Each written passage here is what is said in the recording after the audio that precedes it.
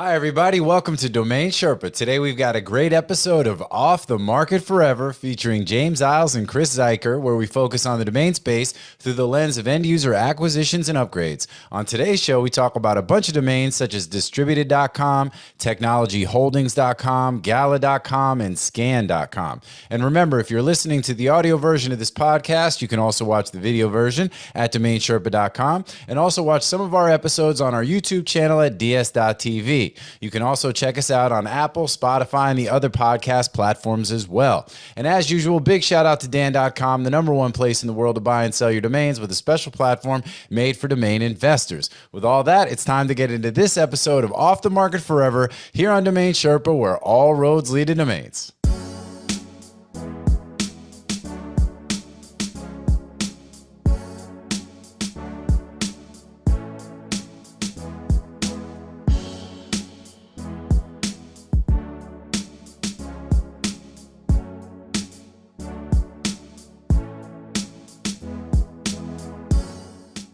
What's up, Sherpa Network? Thank you for tuning in today. My name is Jonathan Tenenbaum, a.k.a. JT, a.k.a. Jay On, and I am the host and producer of Domain Sherpa, where all roads lead to domains. Today's show is episode number 2 of our brand new show called, drumroll please, Off the Market Forever. All right, I love doing that.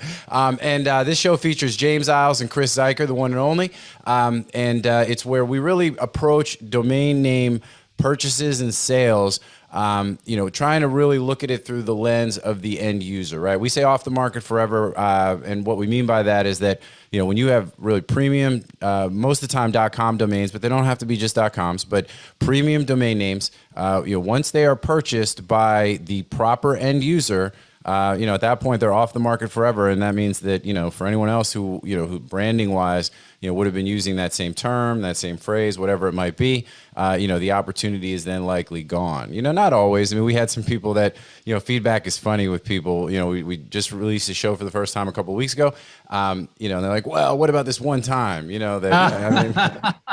of course, look, we're not saying that these names never come back to market. Their businesses fail all the time, and but when you have businesses that do end up succeeding, and and with the right funding and the right market fit and all that kind of stuff, and and with the right domain name, that will be a domain that you'll never ever have the opportunity to obtain ever again.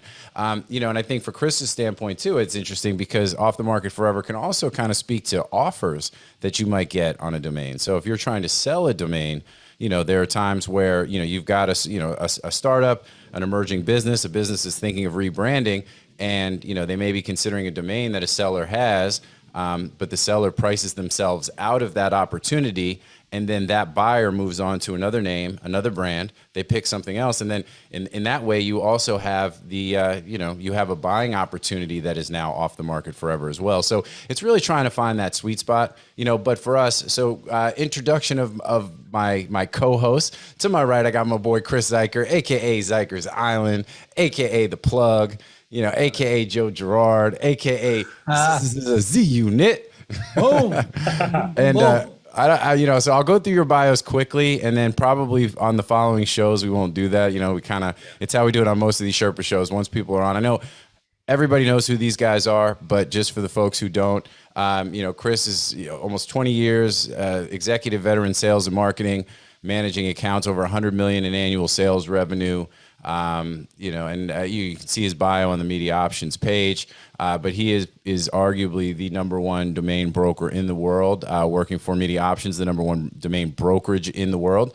Drew Rosner has, kind of gave Chris the sort of the platform to run with, and Chris has just excelled. And for me, it's really an honor. I mean, full disclosure, we work for Media Options. I've got the pleasure and the honor of working with Chris on a daily basis, and it's just amazing to see how hard the guy works, how smart he is, and how good he is at getting to the real decision makers on both the buying and selling of domains. And there's probably not anybody else in the world that speaks to more key decision makers from companies, end user companies, key domain sellers, on a daily basis, on a weekly basis than Chris. So it's a pleasure to have him on the show, man. Welcome. What's up, my dude? Boom. Yeah. I know. It's like, I what do you don't say say to all anything that? I know, right? And then, of course, down below me, I got my boy James Iles, aka James Names, aka James Isle of Man, aka Walter Cronkite. He's a domain. James has jamesnames.com, which is his domain name centric blog. Before founding that, he was the lead writer at the Name Pros blog, where he published over 700 articles relating to the domain name industry. Building James Names into one of the most popular sources of data research and industry news in the domain space, referenced as a source in articles across, all these major news outlets: Mashable, Business Insider, Vice, and he works with some of the biggest, the best, the brightest in the domain space. Arguably the best journalist in the domain space doing it now. He writes for Media Options, full disclosure, but he also writes for DN Academy, Domain Name Wire, DND.com, and does a lot of behind the scenes stuff as well. So, and I think you guys, as we talked about on our first episode of this show, really the perfect sort of tandem to talk about, because nobody's under the hood looking at activity and really breaking down, why companies are, as they rebrand, as they are upgrading their domain names. I mean, he does a series on domain name upgrades. So, he's in the weeds all the time looking at, the movement of names, why companies are buying them, why companies are selling them. And so again, this provides a really cool, fresh perspective. With all that, I'm going to stop talking because there's a reason these guys are on the show. And plus I got this crazy thunderstorm that just kicked off, so I don't know if y'all can hear that or not, but but here we go. So this is episode 2. And so guys, first of all, just what's happening? How we doing? Well, Chris, you're muted. I would say, James, let me kick it off with the framework here. So, I mean, the thought on this show is to kind of we're trying to work to an agenda that works. I think as we get going, it'll be more clear, but we're going to go over kind of domains that sold the marketplace with some trends or one interview and maybe some more trends, right? Kind of what we're seeing in the marketplace. And I think this show is good for both the end user and it's good for the domain investor, right? So, I mean, when I started in domaining, I was like, well, man, why do these things sell? There's the wholesale market of domain names that's active. There's liquidity at the right price, right? I mean, most domains will sell. I have people tell me all the time, I'll give you $10 for that domain, or like $1,000 for $1 million domain. You're like, so there's liquidity, right? Maybe not your liquidity. So I started with this journey, like, why do companies buy domains, right? When you can figure out why the companies buy domains, then you can figure out what domains to buy, right? So it's like kind of like both. And your thought on the title, JT, like off the market forever. I mean, I tell people and I tell companies and founders and marketing executives, like, listen, your domain name is one of the biggest risks you have to scaling. And I think some of these initial stories, James, are going to show that. Like, that's why they bought it, because there was a massive risk to their brand, right? Whether it be a generic domain or whether it be their brandable domain. It truly is one of the biggest risks because, and I lay it out in 7 dimensions, but global positioning, we'll go over that as we go through. So anyways, that's kind of the framework. We're going to develop it out. If you want to hear something, leave us a comment, shoot us an email. My email's everywhere, unfortunately, good and bad. Oh yeah, we're easy to find, that's for sure. So James, talk to us about you. I mean, so you got some personal news, right? You guys just had a baby. I mean, and now you're in week 2 of trying to figure out how to manage operating off of 0 sleep. How's that going? We are day 11, I think. Congratulations, man. Congratulations. What's that like? Congrats. Just over 250 hours in. We're going hour by hour at the moment. Oh, wow. It's like that. Trying to survive at the moment. Well, it's unbelievable. It's unbelievable. It's so many highs, so many emotional highs. And then just the sleep deprivation gets you and you go to another place and it's amazing, but also really tough. Yeah. Well, it always gets easier. It gets easier and harder in different ways. I know Chris can attest to that. He's been through this process more times than anybody. But but it is like you do have those beautiful moments, and then you have plenty of moments where you're like it'll test you. But it's all about having a plan and trying to stick to it as best you can. Although a lot of it is on the fly, man. I joke around because one thing people tell people expecting children for like the first time, it's like, sleep when your baby sleeps, or even worse, save up on sleep now. Like, what does that mean? Come on, man. This isn't a bank. You know what I'm saying? I don't know if that one works. my Aura ring doesn't know what's hit it at the moment. It Oh, just yeah. keeps warning me, saying, "You need sleep. You need to get some Oh, sleep. yeah. Try and prioritize sleep." And it's like, Pretty soon you're yeah, gonna have the folks from the company coming to your house and being like, either this thing is broken or you need to go, like, we gotta step in and intervene. But well, look, we appreciate you diving in, all things considered, with everything you guys have going on, and congratulations again, man. It's awesome, and so happy for you. And Thank all you. right, well, cool. So where do you guys want to kick off today? I mean, I think we've got a lot to talk about. There's been a lot that's happened since we've last been on the show, and where do you guys want to begin? Chris, over to you. I think on where we will. Yeah, where no, we want to begin.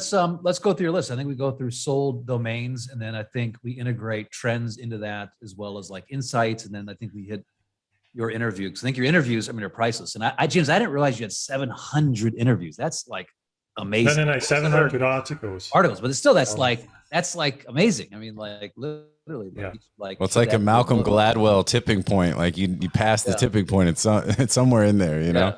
And I mean, when you talk about I expertise, mean, really, like yeah, yeah, yeah. Put it in the book, man. You know, I mean, like that's just prices. Like these interviews, and I mean, they're prices because there's like, in my view of selling, once again, is worldview, self-view, roadmap, right? So worldview is like domains are important. Each of these interviews like breaks it down, and it's like, yeah, they are important, you know, and different reasons. And the self-view is like, I can't do it, right? And so it's like, no, you can do it. Look at these companies, right? So, kind of a thought to have in the back of your mind as you go through this. You know, how do you become a better investor? How do you sell, bigger domains? How do you have these conversations? But yeah, let's just hit the first one, James. I think it's worth saying, Chris, that if you want to read these, they're all on mediaoptions.com/blog. Okay, cool. Yeah, there's a whole backlog of them on there. So anyone's interested for the last year or so, there's no, and I think 30 on there. That's what I think is really neat about domain investing, because people say, all right, it's this sort of niche space within, digital assets and everything. And sometimes not as sexy as some of the other stuff, NFTs and things like that, or cryptocurrency. But it's like, and people also feel like sometimes the barrier of entry is easy, in that to become a domain investor, you just have to be able to register a domain name technically, right? So, I mean, but, finding the right amount of information and expertise to understand how to do this, there's plenty of people that we see come in, get excited, spend all their money, buy names that end up they can't sell, and there's a lot of different pieces that make folks successful in this space. There are definitely some great resources and tools. DN Academy is one of them. Michael Seiger, who was the original founder of DomainSherpa, that's since been acquired by GoDaddy. But he is the #1 educator in the space, and there's a lot of really cool, interesting tools and things around that. There's articles, there's name pros, as we mentioned, talking about in your bio. And then also too, everything that we do here at DomainSherpa, you can go onto the DomainSherpa site and look at all these old, all the old episodes where we've been posting them to our YouTube page at ds.tv. And then all the stuff that we've got on the Media Options blog. So it's like the information's out there. People are always willing to sort of share. It's just the key thing is really trying to, hone in on the right lessons and understand sort of what are you trying to achieve and how you're trying to get there. And it's the framing of it, right? So this is what this is, I mean, I don't know. I think this is priceless because James has 700 articles. I have thousands. I mean, I know it sounds crazy to say thousands. I have over 300,000 contact points, 20 something thousand companies that we reached out to. And I spent hundreds, if not thousands, of like thinking about this because, if you know how to package it, it makes all this information make sense, and that makes you a better investor. Anyways, let's get started, James. Yeah, let's get started for sure. Yeah. So are we going to go on scan.com? Is that? No, let's hit, I'm going to distributed. Well, can we? Yeah. Okay. Let's just go down your list from top to bottom. Cool. So the aforementioned list is just a production list that I put together before this just to help out. So that's because people will be like, oh, where do I find the list? It's like, that's internal. Exactly. Yeah, we're not publishing this one. But yeah, we're talking about so we got a domain upgrade to talk about, right? We've got distributed. They were distributed.co and they acquired distributed.com, right? And this is really interesting. So what is it? So go ahead, James. Who is Distributed? What's their deal? What did you find out as part of the process there? So yeah, Distributed is a London-based company founded in 2017. They offer a global team of freelance developers that can be deployed, scaled up or scaled down to suit the needs of a client. So a fully remote team. we're seeing a lot of remote, a lot of investment in remote software companies and remote workers. Yeah, no, and I think this is one of those things. There's a couple of different interesting trends here, because kind of to Chris's point where he said, you can also utilize these to see, like, frame kind of an idea of, all right, what was driving the decision making here on the part of these end users, which, are like the grail for domain investors, right? When you buy a big domain, you ultimately, you don't just necessarily flip it on secondary markets and to other domain investors. You're really trying to get it in the hands of the sort of the best possible end user, which is oftentimes the end user who's going to be willing to spend the most money for the domain because it ultimately has the most value to them. And there's a couple of trends here. I think that you've got a broad macro trend of remote work, right? So many teams, Media Options is very distributed. In fact, we're completely distributed. So, and then you also have this trend of co to com, right? Which we see very often. So, any indication, so go ahead. As far as like the timeline, I mean, they'd been operating on distributed.co for a few years. And it seems like they've been on distributed.co since 2017. I think the move to distributed.com was probably due to their funding earlier this year. So they secured £30 million of funding from British Telecom. So what's that, about $36 million? Then they've just followed that up recently with another £8 million funding round. So they've got plenty of funding behind them, and as most companies seem to do, they upgraded to the .com. The .com was previously owned by BTC Media, so I think it obviously had Web3 connotations.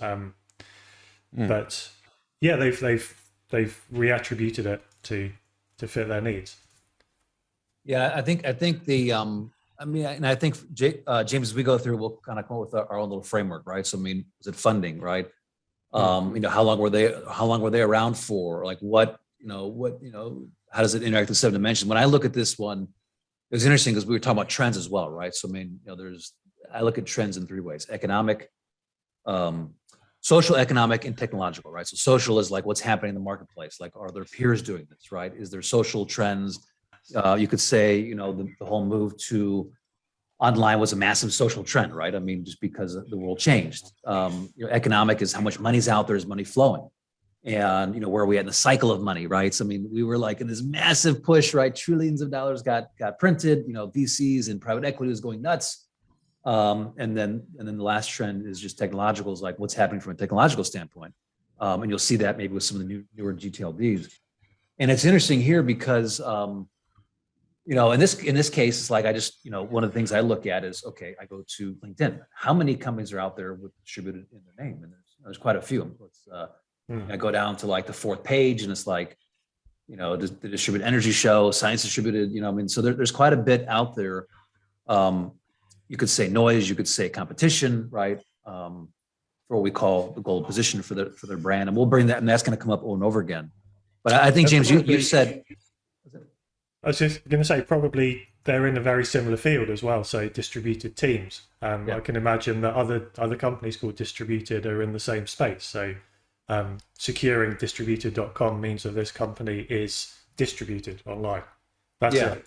Yeah. And this is one of those, this is like your prototypical, big domain upgrade, right? I mean, because it's like they're operating on the .co, so they probably got all sorts of email leakage and other security and other risks and concerns. They'd probably been eyeing up the distributed.com domain name for probably since the beginning. Couldn't afford it initially, right? Then got to a point of success where not only did it become necessary, well, I guess it's chicken versus the egg, but it not only was it then affordable, or at least they had the funds to acquire it, but it was even more necessary than ever, right? Because as they're taking on funding, and it's very possible too that, British Telecom made it a requirement, or, some of the investors made it a requirement, like, hey, we're not, because we've seen this too in the past. We've seen investors investing in companies because they have good domain names. For example, Jason Calacanis investing in calm.com. But we've also seen it where, you have investors that make it a mandate that it's like, hey, we're not in unless you are going to upgrade, your domain as part of your process, And I think that's the key, right? It's like so often we think, oh, they got it because they had money. And part of it's just that conversation that takes place. It's like, they go in, I mean, it's interesting because I deal with a lot of .co's when we're selling domains, and we're saying, hey, here's the .com. A lot of times maybe like a .co with like 2 words, like even worse, right? And like, we don't need it, we don't want it. And they give you $10, right? $1,000, right? But it's not until they go into those meetings when they're actually like pitching and trying to get money, a lot of money. And, they're like, well, hey, it's just something that comes up, right? You don't want to look stupid. You don't want to, I mean, so like it kind of comes up to the forefront of your mind. Well, I say their worldview is broken and shattered, right? And that's the best time, because, when it's your investor giving you millions of dollars, it's like, hey, you need to own this, man. Very quickly.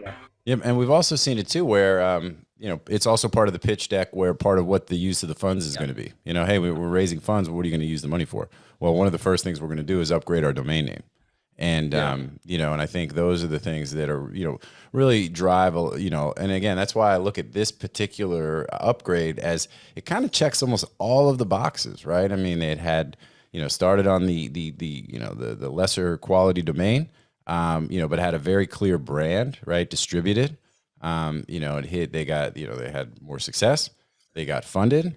There were larger, macro trends that were driving, their further need, and you would almost argue too. It's like not only just, around their business, like the idea of teams going more remote and more distributed, but it's like, and then it means even more of their business is probably done online, requiring even more of a stronger online presence. I mean, you literally couldn't have a better example of like. Yeah, it ticks all the. It's really James. Cool. Any idea what this sold for? No idea actually. But I just want to run a phrase past you. I don't know what you think of this, but I feel like .co is the ultimate stepping stone domain. No one wants to stay on a .co. Sure. Yeah. I mean, well, because I think just because it's so close from a letters standpoint, right, that you really, I mean, when you talk about email leakage and you talk about all these other things, it's like there's no extension that is more ripe for all of those issues, And I think you can also make the argument too that, and when you talk about a .io or .xyz, as two, other extensions that, especially in the crypto and the NFT Web3 space, have built, some momentum over these past, 2 years, 3 years. I think with those, it's more in line with like the .io, the .xyz becomes part of their branding to some degree, right?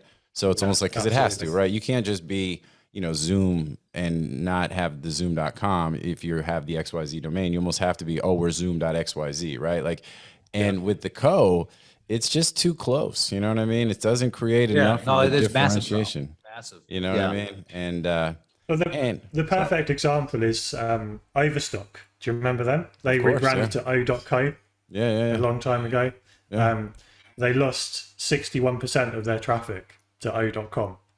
I mean, that tells you a lot, doesn't it? I mean, and that's the thing. Folks like Rick Schwartz will talk about that all the time, and he's talking about this is why, calm is king, and this is why you ultimately, you need to. You don't even realize at times. I mean, we see it with some of the domains that we've got in our own portfolio. Clear.com is an example, which is an incredible. Well, email security is huge. I mean, yeah, you're right, JD. It literally ticks every single box, and it's awesome. It's very one-sided. The .co, like, hey, we love selling them. There's a place for a company to buy it as they're growing. But ultimately, if they're going to scale and grow, they have to get the .com and. No one wants to stay on a .co. Well, it's only. I'd be surprised if there's anyone that wants to. There's no advantages to the .co other than you got in for a small price, right? But one of the things I tell companies is like, listen, you're going to pay for it. You don't realize it, right? You're paying for the .com because with email, with confusion, with with marketing, you just spread it out and you just but you're going to pay for it. Like in the end. So I agree with you, James. I think just keep going along that road. Like it's one of the most obvious, with JT's point, that, I mean, you just see it because, they lose emails, and we've seen emails.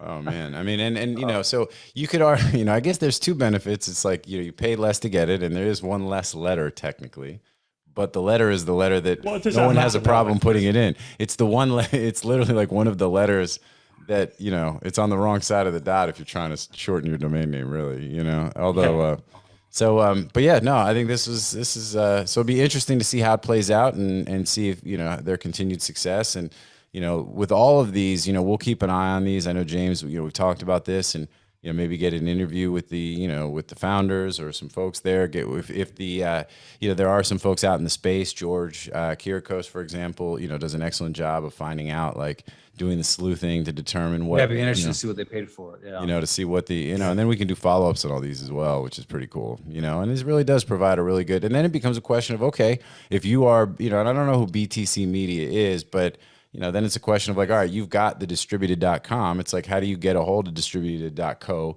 at the right point of their life cycle to make sure that, you know, you get the most value as you're trying to sell this domain, if that's ultimately your plan. You know, you're not using it, and, you know, you're trying to determine who you're going to sell it to. I'm sure, you know, distributed.co is probably one of the ones that's the top of the list, along with anyone else that's using sort of some form of, you know, getdistributed.com or some other, you know, version of that. Distributedapp.com, distributed.app, whatever it might be. You know, they're on the hit list, and then it's a matter of, you know, keeping an eye on. So Chris, so tell me about that. So we've got names that we've got in our own portfolio. We've got names that we broker for our clients at Media Options. You know, so for something like this, so are you, you know, do you sort of, I don't want to say get alerted, but, you know, is there sort of something where these guys are about to get funded, and that creates more of a sort of a pressure on your part to then reach out to them in that timeline? Like, how does that work? Yeah, I mean, that's one part of the process, right? So I mean, you know, depending upon the domain, is it generic? You know, how deep does it go? Where does it go? Is that, I'm seeing your internet's connection unstable. Is that me? Can you hear me? Yeah, no, you're good. You're good. Okay, Yeah, okay. mine. I was Yeah, saying so it was the thunderstorm here. I would say this is like a domain name, and we got to jump on these other ones here, but like a domain name, the sale of a domain name is the story of a brand. And I think that's the key, right? It's like, it's the story of this company and how this company moves, you know, is scaling and growing, right? In this case, you know, this company started off, you know, I don't really know the details, but it'd be interesting to go back and look, you know, but it's kind of the same, right? They start off with maybe a little small team, and they came in here, you know, and they scaled to this other aspect. And like, where in the journey do they sell it, right? So, I mean, you know, you have some domains like this that they raised a lot of money and they bought it, right? Sometimes they don't buy it, right? I mean, their worldview is one that, hey, we're the only one in this space, we're not worried about it. And, you know, they take pride in maybe, you know, like saving money, whatever, right? Some domains only have one buyer. Okay, this domain had multiple buyers, right? There's many companies out there called distributed. Okay, it's generic. It can be, you know, it can cross different verticals. Whereas other domains, I mean, literally, right? And I think this is the important pointer, is like, and I think let's move to the next one, James. So the next one is kind of makes my point, and that's on this list is TechnologyHoldings.com, right? And I think that was a great sale. I think the price was great.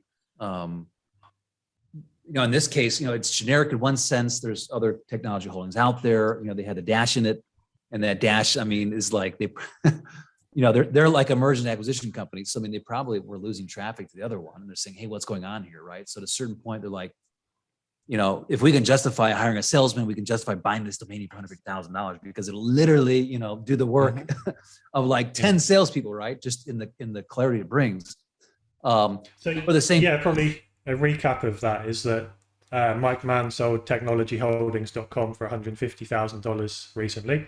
The company that bought it was founded in the year 2000, and it just raises the question of why now. Yeah, so, well, after all this time? And that's an interesting question, because I mean, if depending on how long Mike has held the name, right? But it wasn't like, you know, he didn't sell it cheap, right? It sold for $150,000. And now I'm sure it's worth the money that they paid for it, based on the fact that they've been around as long as they have. But they've bounced around. It's interesting. So, you know, they started in 2000, and they originally operated on technologyholdings.net. And then 10 years later, they moved to technology-holdings.com, right? And that was like in 2011. And then 10 years later, they upgrade again. If you could argue even if whether or not that move in 11 was even an upgrade, right? I mean, which I think is funny, because it's like they went through 10 years of business and then said, all right, you know we need a .com. we can't get Technology Holdings. And I don't know the history of the domain, and how long Mike has had it. It's possible he's had it the entire time. And that's why, with this kind of price tag on it, because, he prices his names pretty high. And, and that it wasn't until, as they got into this, and maybe they were successful through, these last couple of years where they really had, quote unquote, extra cash lying around. But I think that's the point too, where it's like, this name was probably worth just as much 10, 20 years ago, and then they get to a point where they can finally afford it and finally pull the trigger and end up with the right name that now they don't have to worry that 10 years from now they're going to want to upgrade their name again. I mean, they're not going to move to technology.com or something. I mean, I guess they could, but they would, it's unlikely. So I think one way to look at this is like the 5 buyer types. Okay. So it's hobbyist, it's like the very bottom. Then you go to hobbyist is like, they're, doesn't matter, it's a hobby, right? It's like this, the guy renting surfboards down at Waikiki Beach, Oh yeah. Like, listen, man, he doesn't Big need shout out to surf.com, him, you're gonna come down there. Yeah, like that guy's got the life though. You show him $20, you give it to him, he's like, okay, here you go, man. So the hobbyist doesn't care, right? They're drinking beer, they're up, it's like they could use a dash. In fact, I talked to a guy yesterday, he's like, he had like a dash and then a .io in it, and I'm like, man, awesome. That's like the best name for you. Like, it doesn't really matter. Like, yeah. What you're doing with it doesn't matter. Like, awesome, I'm proud of you. I wasn't trying to sell them a better upgrade because it literally didn't need it. Anyways, from there you go to like small business / regional. It's like solo entrepreneur / regional. And then you go to national legacy, national / legacy, right? And so I would categorize this as kind of that legacy, right? They've been around for a while. It's 22 years. They're kind of national. And so I think that what he got, the price he got was good, because at this point, a lot of these companies, although it looks like they do mergers and acquisitions on different sites and companies, they don't understand branding, right? I mean, branding, they think, hey, we've been around so long. You hear word of mouth is what drives our business. We don't really do advertising. We have our big client list, and so they're willing to just suffer the pain. I mean, right? I mean, JT, as you said, they were in the .net, and then they went the dash. Clearly, they backwards move. Which would you prefer? That's a great question. I think I would probably prefer the .net, to be honest. I mean, I think that dashes, to me, I'm just not a fan. I think that it doesn't mean there's not value. We saw something come up recently. I forget what the name was, but it sold for a bunch on whether it was NameJet or whatever, and it was because the amount of backlinks were pretty extensive, right? Yeah. So, and the name had like 3 dashes in it and sold for like 15 grand or whatever it was, and everyone was like, what in the world? But it's like, and there's sort of, so that's where you kind of have hidden value around things and names and things that, sort of aren't as obvious right up front. But I just think if you've got to tell people, I would rather tell people that my domain was technologyholdings.net than have to make sure that they catch the dash in between. And imagine when you're on the phone with someone and they're like, okay, sir, so what you're calling on behalf of your business. And real quick, Chris, when Chris was making those comments, he wasn't talking specifically about Technology Holdings and about their view. He was talking about the national, sort of tier 3 companies in general. But buyer types. Yeah, the buyer types. And I got a couple questions on that stuff too. But just to finish my thought, but if you got to be like, okay, it's TECHNOLOGY dash HOL, you know what I mean? It's like, man, I just think is it dash DACH or is it dash? Dash is in the word. No, dash is in the character. Like what? Oh, okay. And is it the little dash? Is it subtraction sign? Like, I don't know. I am not a fan of dashes in domain names, period. So if it was Germans love them though. The German, like in Europe, like. Yeah, well, that's interesting. You've got some cultural things with some different, and then that also, speaking of Germans, I mean, they're more, they're also willing to use .de domains. The .de extension does pretty well in Germany compared to, they're a country that will use their extension, their country code extension natively, more readily than others, right? So, so there are certain things about that, but yeah. Yeah, this is skipping ahead quite a lot from what we were planning, but yachts.com is a perfect example of a German company moving from the hyphen domain. So the company that bought that is Sickman and Yacht.de, and they've changed to yachts.com. So you say that Germans love a hyphen, but some of them want to move off it by the look of it. Well, I mean, talk about just a keystone. It's like. And I think we have to remember, like, the overall economic trend here is that there was a lot of money. I mean, some businesses did unbelievable during this, last 2 years, right? And some didn't. And, so, I mean, like any sale, like I said, it's like this, it's like evolution is progression of a company. So in this case, like, they may have just made so much money, and with M&As, they're like, okay, just buy the domain now, like, well, yeah, and no, they may have gotten so much crap that they're like, okay, we got to buy this. Well, and that's what I was saying too about the technology holdings piece. My guess is that depending on how long Mike held the domain, it had that price tag on it for however long he owned it, and therefore they were probably eyeing it up for a while until they felt like, okay, hey, we've now got we either have enough positive, meaning like they've made enough money that we can afford it, or they had enough negative impact that they said we have no choice. You know what I mean? We'll take out a loan, whatever it takes. Let's just get this thing done because they look super successful. Or someone came in, they had a new marketing person. I don't know. It'd be interesting to look at it. But as something broke their worldview, I think the sale price is a great price, and I think that this is one of those instances. Like, let's say you put it at $1 million. Listen, I don't see them doing that, right? They were on the .net. They went to the dash, and so like if you price it too high, that buyer is just okay with the pain. They're like, and they don't move that. That's why, like, when you're pricing a domain name, and I say this a lot in my posts, is like, you got to understand the buyer type, you got to understand the trend. It's like there's this matrix of events that take place to know whether it's a good sale or not.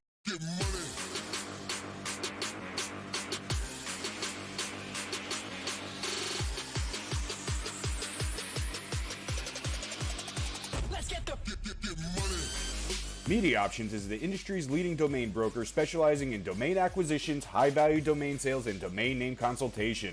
As pioneers and thought leaders on the subject of the domain aftermarket and domain name value, plus through their clear domain acquisition service, Media Options offers startups and established corporations an unparalleled scope of high-value domain options, providing access to domain names and curation technologies not available elsewhere.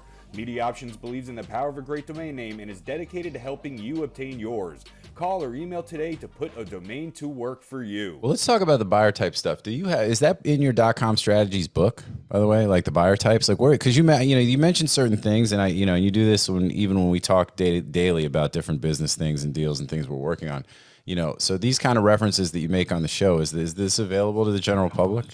No. So I do post on my LinkedIn, and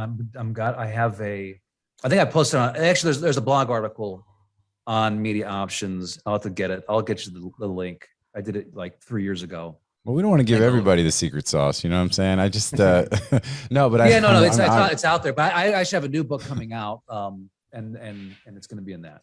Yeah. And I don't know if I mentioned that in the bio, but yeah, you got your .com strategies book. I mean, you're super active on LinkedIn. You do your blog posts and your video blogs, and always giving out gems. But it's interesting. It's what's funny, and because when you see people who have kind of are trying to sort of educate based on ways of thinking and different stuff, and you see it in sales all the time. People, they've got their their different, I don't even, their stuff that they talk about. But for you like really live it. Like, it's really cool. And, and utilize it in it's not just, oh, hey, I'm trying to pitch this. And I'm not saying that, like, I've been meaning to mention this to you. Like, it's cool the way that it really does overlap. I mean, like, these are, like, we talk about these different paradigms, the framing, the worldview stuff, you know what I mean? The different pillars, like, I mean, you really live that stuff, man, and it works for you, and it's great. It works for us. I mean, it's all good. But I think, some people just get it intuitive. Like Drew's, he's intuitive, man. He's like, boom, I get it. Mike, man, these people that sell on a consistent basis, they get it. They, it's like there's these buckets of pricing and domain names that they have in their mind intuitively, knowing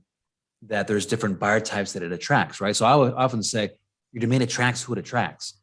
And I think in this case, once again, I think this was a good sale because it falls in, it's that third buyer type. The fourth buyer type, just to get this out of the way, is viable, scalable. So that would be distributed.com, right? So they're scaling, they're taking in money, right? And so, there's a different price tag they want to pay. And then the fifth one would be your high rev and your national brands, right? So they just by default, they get it. It's like they can plug this into this, and it's like off to the races overnight, because they have a model already, right? So they're willing to pay. They're willing to pay up front and invest up front for what they know they're going to get. Well, these other ones is this natural progression. So if you look at these sales through that lens, you're like, wow, right? But then you intersect that with trends, and that's where you get like the crypto trend, the metaverse trend, right? And if you miss that trend, man, listen, Well, bye. we It saw ain't that coming with back, baby. oh, You we know? saw that with folks. I mean, some people got Yeah. once in a lifetime offers, and they're truly going to be once Yeah. in a lifetime, or they're going to be waiting another Yeah. 5-6 years. And Yeah. yeah, I think for this one, I mean, I do feel like I would agree. I think pricing wise, I think kind of got like sold the top here, like, you know, got the most value that he was going to get. I think that, you know, Mike does have a tendency to put high prices on his domain names. And, you know, which, you know, sort of, you know, Rick Schwartz, you I know, think a lot, he some of needs these, to. well, why is, you don't think it's as much lately? I haven't No, I think he needs to put high prices on his domains because he has so many. oh yeah. Well, he, Is that exactly. right? He's Yeah. got it. I don't think that. I think he just gets the. I mean, I don't know. I've seen his sales, and it's like, I think it's the higher side for usually buyer types. But Yeah, but I guess he my does a lot of point. 20 and 15. Oh yeah, yeah. Well, no, I mean, and look, I think you look at a name like this, and you know, you price it based on the different factors, and depending on how Yeah. deep you go, and across, are you looking at potential buyers and buyer types, and you know, where you think that works, and you know, and I think that is the kind of whole, you know, sort of big, 10,000 foot view that you kind of need if you're really trying to price them properly, and also willing to have the patience to wait until the, you know, the buyer can get to where Yeah. they need to get to get you the value that you want to get for the domain. But I would agree with your point earlier, whereas this name is at 300,000. Maybe never sells ever, right? You know, so it's Yeah. like, you know, I think there's a point when it's just like you said, unless you are getting all of the right things to all converge properly, you know, it'll never sell. And then, you know, then you're just missing opportunities, and then you're just carrying, carrying domains. Yeah. You're not going to sell. Yeah. So in this case, I think they probably had an amazing year, right? The mergers and acquisitions, there was so much activity happening. It's like all these trends hit, and it's like, boom, it was perfect. And I think that's the key is like, as a main investor, if you don't see that, then, you know, it's interesting. I don't know if we want to, I'll just bring this tweet up here. Drew's tweet today. I thought it was pretty good. If you're not following Drew, it's at Andrew Rosner. But he said there's the right price and there's the right now price. All right. And wait. And we need to clarify this can right tell the story. now. We have to clarify this right now. That was actually my line. No, I And, said credit JT. No, I know. He credited like me, but I'm just JT. saying. And then, you know, obviously, big shout out to Drew. But we were on a call and and that was came up, and we were talking about, you know, an offer on a particular domain, and you know, and it was like, you know, the offer was low, and it's like, you know, it's like, well, it's not the right, you know, I said, well, it's not the right price, but it might be the right now price. So he's like, oh, I love that. I'm going to steal that. I'm like, well, you got to give me credit. I'm like, but we got a show we're going to tape, so I'm going to go ahead and drop it on the show, and to get it out ahead of you. And he still beat me to the punch. But yeah, but I think that's an important thing. I mean, look, and that's going to, and I think in the market that we enter into, and this is an important thing that we're talking about trends right now, is that, you know, as you get into this situation where, you know, the economy starts to slow down, you know, we're dealing with all of these, you know, we're talking inflation and stagflation and recession and all of this kind of stuff. You know, it does start to shift people's view. And you made the point about how, you know, people had offers, once in a lifetime type of offers on some domains based on trends that no longer exist, right? So now, you know, do you think we're starting to shift from a seller's market to a buyer's market? I mean, what do you think? I mean, that's my thought. I think the whole world is shifting, right? Everything is shifting. And that's actually, a good setup, JT, because we're going from, you know, look at real estate, look at automobiles, you know, look at supply in the stores, right? So it was this awesome opportunity for sellers, and now we're shifting, but there's a little bit of a lag in here, right? So I mean, you know, you have a little bit of time if you do have some offers on, but once it shifts, it's going to be this next trend is going to be a while, and if you miss that, I mean, I don't know if it comes back. I mean, some of these companies, right? If you look at domain sales through the lens of a company and its growth and its scaling and its progression, right? Because that's what a domain sale is. Every domain sale, right? To James, your point, they're on the .co, and at some point their worldview changed. Maybe it was because they had money, but at some point it changed, right? We don't know. This one, I know from my experience, a lot of times they don't even think about it until it's nice to have, but you know, we're good with this if it's 10,000, whatever, right? But something changes in that funding conversations, and then they get it, right? So that's if you look at that progression and you intersect that with trends in the marketplace, intersect that with the buyer type, intersect that with the 3 pillars to domain evaluation, you get this matrix. Some people do it intuitively; they just bucket it. But I think, I think we're at this flipping point. It's going to be a seller's market. I'm sorry, it's going to be a buyer's market, seller's market. And you know, people are going to need liquidity, and it's not going to be there, you know. So from a domain investor point of view, what can domain investors do to prepare for this? Is it like building a liquidity fund, or just so that you've got your war chest there, so you can Yep. buy domains there and then, or what is it? Yeah, I think that's, I think that would be the advice. And we've talked about this on some of our other shows about just, and the trends that we were seeing, the market trends. And this was even prior to some of the, the recent rate hikes and the impact on the markets and some of the other stuff and the drop in crypto and everything else. And, not saying, oh, we called it, but, you can see these things coming on the horizon, right? And, and I think selling, people typically, well, human nature, right? People want to sell when things are going up and they want to buy when, when things are going down, as opposed to, they want to buy when things are going up because they get caught up in the FOMO in the market, right? And then they sell when things are going down because they're panicking and they're like, oh my God, this is it. When really you need to do, it's like the Warren Buffett, you know what I'm saying? It's like, you got to be bold when others are fearful and that kind of stuff. And, so hopefully people sold as prices and things were on their way up so that they were able to, to establish and develop some liquidity. But yeah, I think that, I think that without a doubt, if we are going to move into a buyer's market, the folks that actually have cash on hand are going to find themselves, seeing some pretty interesting opportunities that they'll be able to take advantage of that they wouldn't otherwise if they don't have the cash. So I mean, I take it a little different, James, right? So I take it like you have to be comfortable and honest with your facts. Okay. Your portfolio, what is the value of it? Because each domain name is a little snowflake, right? This little snowflake. That's my line too. That is my line as well. That snowflake line is copy also JT, right? JT, you need to copyright all I'm this. just saying, trademark, all rights reserved. But yes, each domain is like a snowflake. Credit J10 Tenenbaum. Okay. Yeah. You're following him. But I mean, it really is like each domain's gonna have an offer when it has an offer. And if you pass on it, I often say that, there's there's trends even in a vertical. Okay. So the metaverse trend, right? It came in, there's this exuberance. Everyone's making money in crypto. Like you have millionaires that are now, thousandaires, right? This exuberance, like money's out there, right? Who knows that trend's going to continue. You have other industries that it starts with this big trend and then it consolidates, right? There's this lull period, the winners come on top and then it comes back again, right? So just be honest with your domains, where they're at, who do they attract? And I'm just thinking of conversations I had with owners and they're very compelling. Like, I mean, some of these domain investors, like, you understand this is the best domain. This is a $300,000, $500,000 domain name. And I'm like, yes, but who's going to buy it? Like, let's be honest here, right? I mean, how many companies out there have that liquidity? How many companies, we just have to be honest, like, who's going to buy it? When are they going to buy it? Right? I mean, once again, it's this, when I go back and I look at domains, I wish I could share some, I can't, but the ones that we've acquired, you can see the company coming, right? You can see there's one buyer for this, and you can see that in some instances, the owners did an amazing job negotiating and setting a limit. Once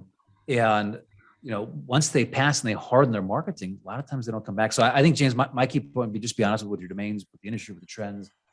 What is it really worth? I mean, the domains that you want to hold on to, and make sure the domains to hold on to and hold out, because there's a reason why people pay $1 million. There's a fundamentals and facts of a company that pays $1 million for domain, and wishing and hoping that a company comes along and fits that criteria is a wish and a hope. And a lot of times you just, you get wrecked. Hope floats until it doesn't, you know what I'm saying? And, but I think those are really, really great points. And I think we've always, you've got to look at that at your investments across the board. And I think we say this all the time too, with especially new folks coming into the space and domain investing and what have you. It's like, you've got to also be realistic and reasonable with what your expectations are. What are the results you're trying to achieve? We talk on DomainSherpa Review about sales that we do, and people see 20x and 30x returns and think, oh, cool, I'm going to go make this happen right away, and don't realize that in order, to be a Braden Pollock, to be able to do those kinds of things, and you've got to have a large portfolio, and have been doing this for years and years, and also put the work in. Like, these guys aren't just sitting around, like everything being bought off of buy it nows. I mean, a lot of times this is active. This is, really working through their network. This is doing the diligence and the research, figuring out who to contact, how to contact. When we talk about, Chris's 300,000 contact points, it's like, it's not by accident to be able to get a hold of the people that, the proper decision makers across tens of thousands of entities and companies in order to get to, good results, right? I mean, it takes work. You got to be willing to roll up your sleeves and get your hands dirty.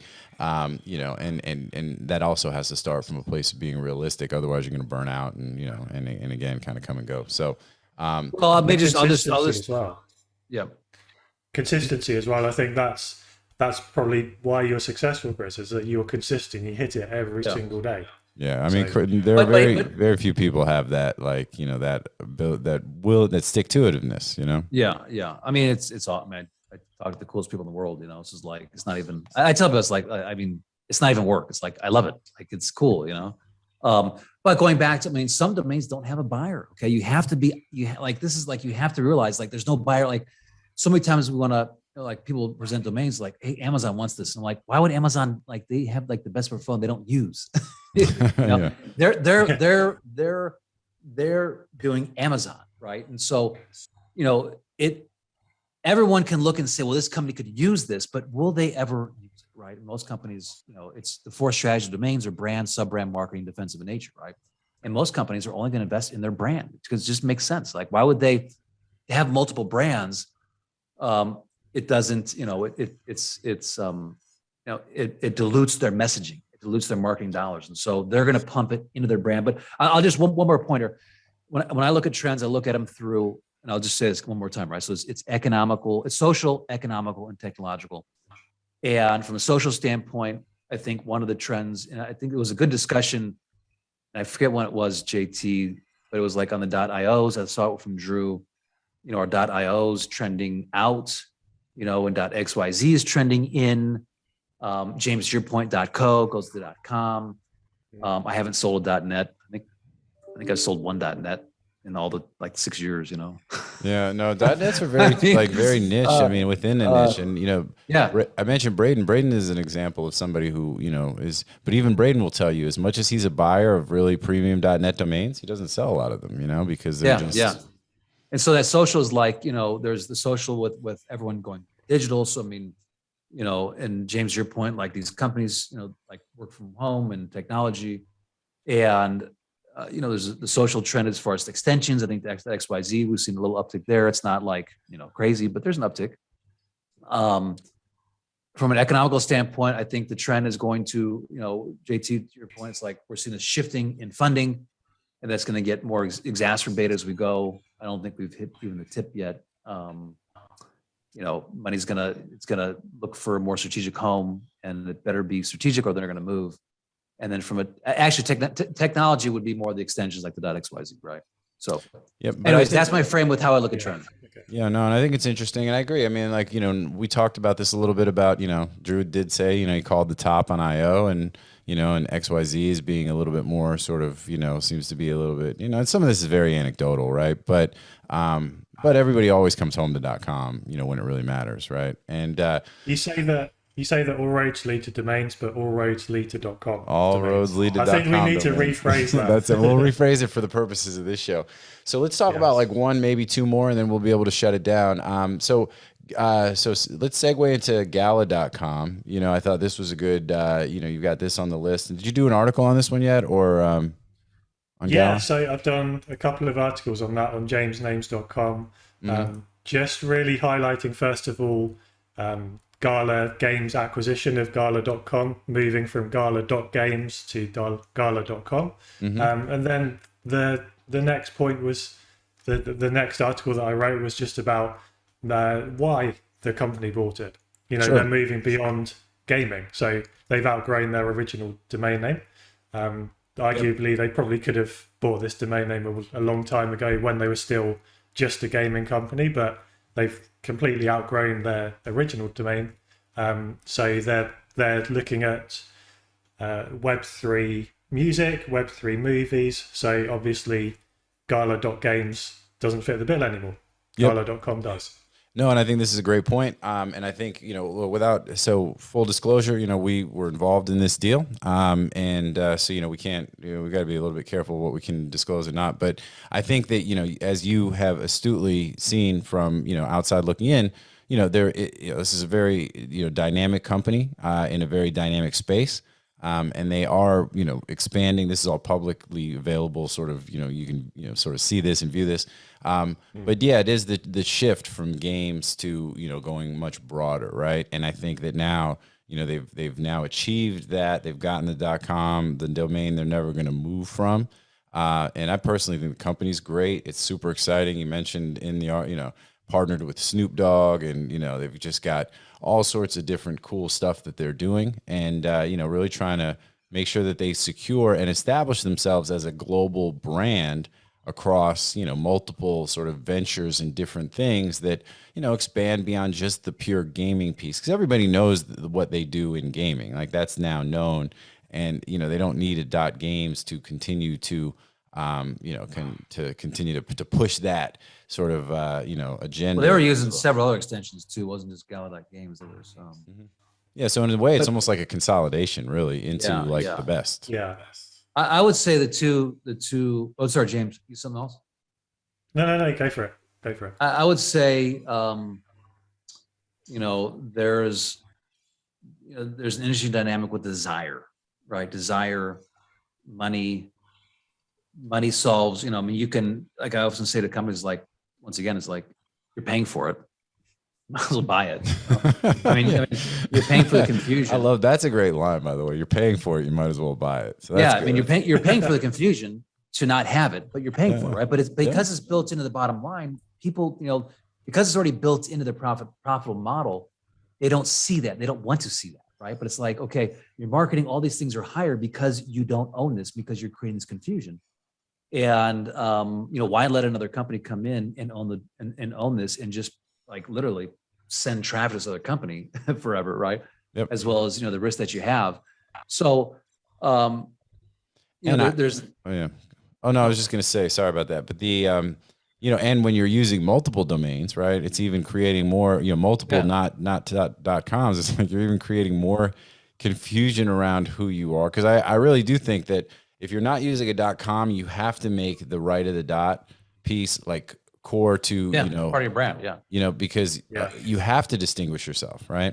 Especially if you're using a relatively generic kind of term, so because otherwise nobody's finding you anywhere. And it's like they're not going to naturally just go type in the IO, they're going to type in the com if you're using like a name like a Gala or something that's like and, well, I mean a great example is Kraken, right? I mean Kraken, rum and Kraken. I mean, the Kraken rum has spent, my estimation, let's say 20, 50 million, maybe $70 million in marketing over the life of it. And they don't even exist because Kraken.rum just destroyed them, right? So it's like, do you really want to trust Google? You mean Kraken.com.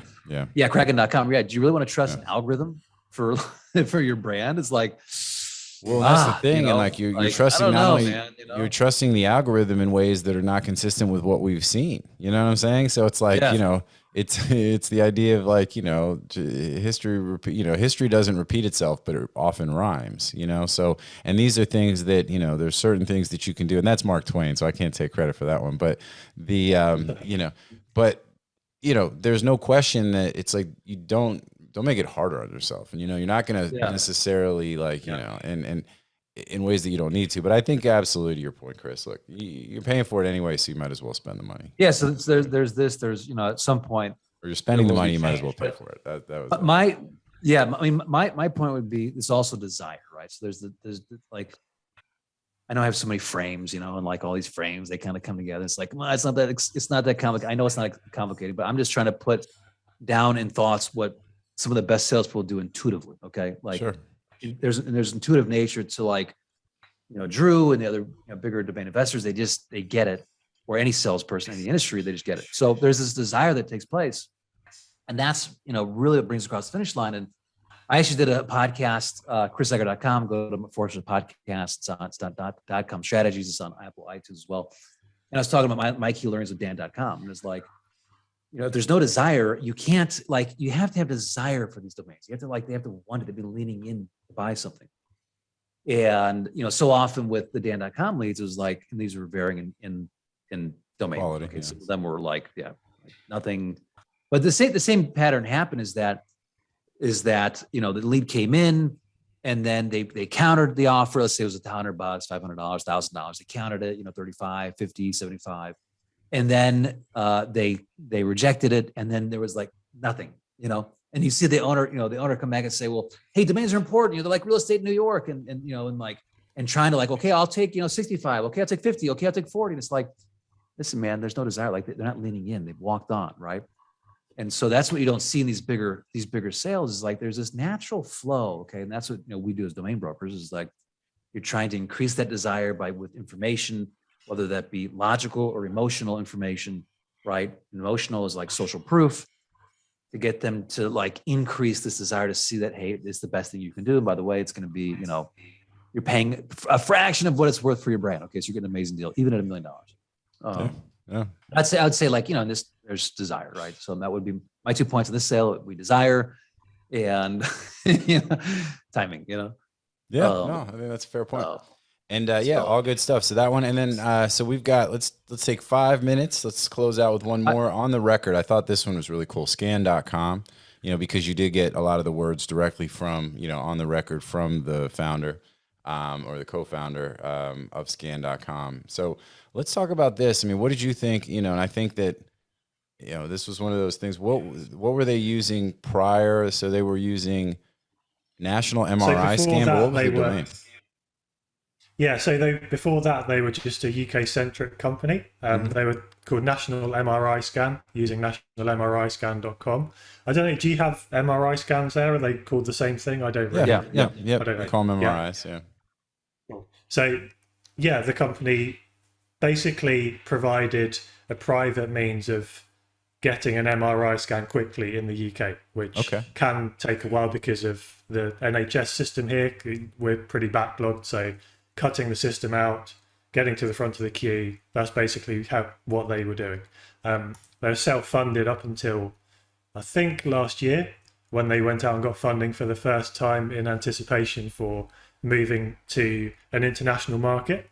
And so, obviously, an international market means they have to expand beyond national MRI scan. So they opted to rebrand to scan.com.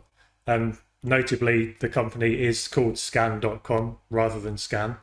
Sure. There's specific uses that the founder told me within the interview that they wanted to specifically, consciously brand it as scan.com because it's all in the interview, but I can't remember offhand. But no, but I think this is it's more trademarkable, like booking.com. I think that's well, and exactly. Yeah, there's plenty of examples out there. No, and I think this was good because, a lot of the quotes that came from this article, I think really kind of hammer home. And I think this is a good way to close out this show because it does sort of validate a lot of what we've talked about.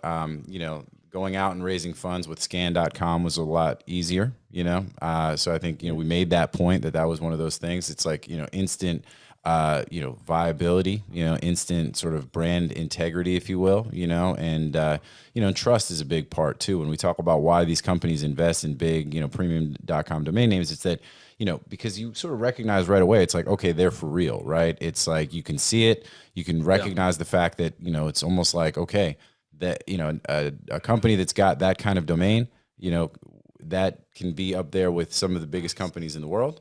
And, therefore it's like, there's no limit on growth around concerns around that kind of stuff as far as their digital presence and their branding with that. And even the initial reaction is they assume we're bigger than we already are in the US just because of the power of our premium domain name. I mean, it's like, that's exactly the quote I highlighted too, JT. It was like,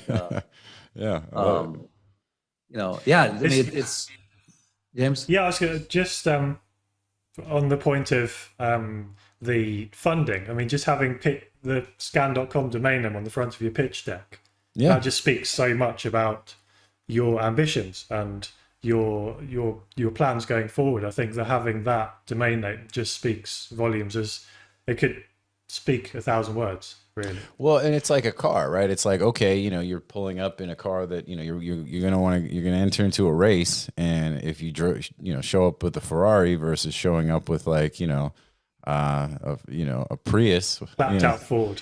Yeah, Well, Ford. I don't even know what the Ford like. I was gonna say I used to have a Ford Tempo back in the day. They don't even make those anymore. But yeah, but it's the thing. It's like you recognize like, okay, this car can achieve, can get up to this speed, right? We don't need to add other things to it or replace it at some point to be able to like continue to perform or to continue to improve and grow and all those kinds of things. It's like it's just your foundation. I mean, the sky's the limit. I mean, you can't really do any better. Yeah, it immediately communicates. You understand marketing and branding, and it communicates excellence, right? These elements of brand equity, right? So I always say domain equals your brand equals brand equity, right?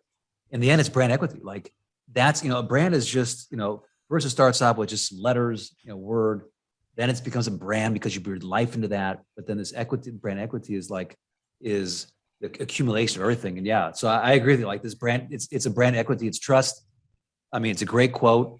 We should put on Twitter, our Twitter, like all these things, JT. Like, I think we should get Billy to like literally, we should be tweeting these quotes out. It's like, hey, come back to this article, like, because it's the essence. There's a gold mine on media options. Yeah, it really is. I mean, no, and it's easy for us to say that, right? But as I'm wearing the shirt and everything, but it's true. And look, and we put in this time because we think we it's all about this. This is the industry and the space that we exist in. Where we consider ourselves to be best in class, and we also think education is important for folks so they understand. I mean, just trying to help domain investors, like so they because we've been in those shoes as well. So it's like and rising tide lifts all boats. But all right, go well, on. I mean, listen, the things we talked about today. I mean, if you're domain investors, like take this, and this is how you talk about domain names, and you once again walk them through that sales cycle, right, in a way that's not obnoxious and that doesn't and that connects with them.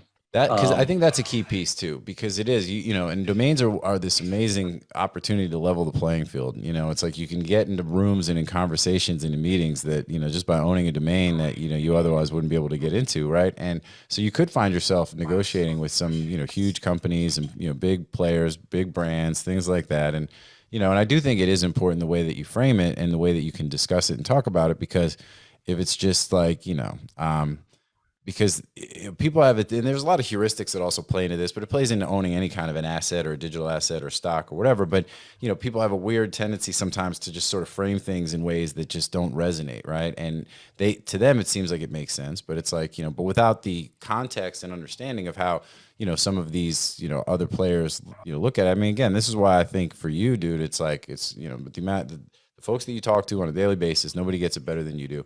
And, and it's important to kind of know how to play the game, to know how to talk to be able to ultimately get the result that you want, so. Hey, what did this one sell for, James? No idea. Okay. Yeah, we don't know.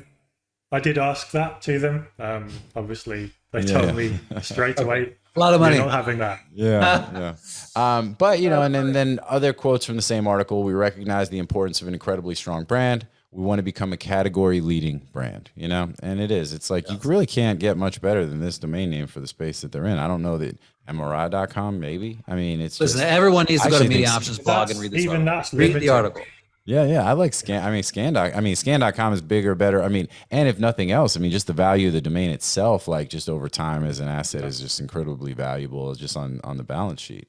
And also too, and I'll just close with the last one that we got noted here too, is that going to the U.S. where healthcare is 100 times bigger in terms of market size, more players and smarter people operating in the market, we had to stand out in the crowd, and that's what it comes down to. So it's awesome. This is a long show, man. This is good. I know. No, there's a lot of good stuff. I was thinking like a half an hour, and then I think we went an hour. Right? How long did we go for? Oh, at least I think we're probably about an hour and 20. So anyway, I gotta go to the pool now. Yeah, no. So with that, I think we covered a lot of ground. This was great, and this is the intent of this show. And I think you're going to see a lot of this on these shows, and it's hopefully you all find it valuable. I just want to say thank you to Chris and James for being on here and for spending the time. This is always a pleasure for me. It's a lot of fun, and to the audience, as I say on every single show, thank you guys for being here. Without you, there's no us. We're not hard to find. If you've got any questions, comments, definitely check out some of the things that we mentioned. Chris's LinkedIn, the Media Options blog, the various Twitter accounts and DomainSherpa and all that good stuff. But, we're just doing what we do and just trying to share the wealth and spread the knowledge and all that good stuff. So anyway, so thanks for taking the time, guys. Appreciate y'all. Anything else before we go? off the market. I'm quite happy to end. I'm sweating. Oh yeah, that's right. You're dealing like a 40 heat wave right degree now. So, all right. Well, so we're out of here. We want to thank you guys again. You guys, both of you, thank you very much. Always a pleasure. And thanks to the audience. We'll see you guys next time on Domain Sherpa, where all roads lead to .com domains. Yes. Later, guys. Bye.